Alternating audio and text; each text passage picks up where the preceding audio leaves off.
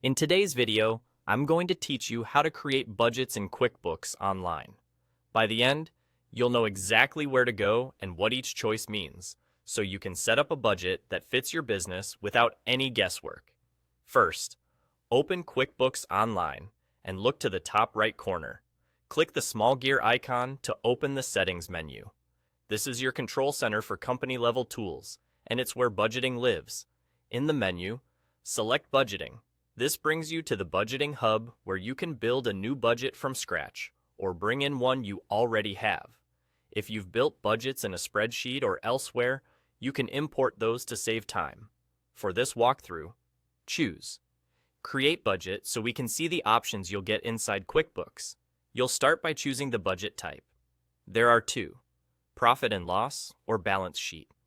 A profit and loss budget focuses on income and expenses, which is what most businesses use to plan revenue and spending by month or quarter. A balance sheet budget, on the other hand, plans for assets, liabilities, and equity balances. If you're forecasting cash balances, loan paydowns, or retained earnings, that's the one to pick. Choose the type that matches what you want to plan. Next, select a period. This typically aligns with your fiscal year, and you can decide whether you want the budget broken out monthly, quarterly, or for the full year. Monthly gives you the most detail and makes it easier to track seasonality and trends, while quarterly can simplify things if you prefer broader targets. Then choose your budget format: consolidated or subdivided. Consolidated gives you one company-wide budget.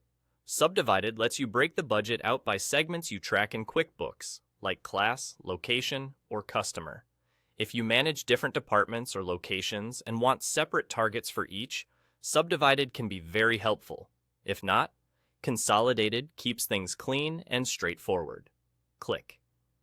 Next, to move forward. Now you can start creating your budget.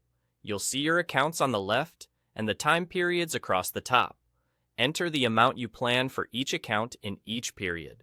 Use your knowledge of your business to reflect seasonality, stable costs, and any planned changes. It's perfectly fine to put 0 where an account doesn't apply.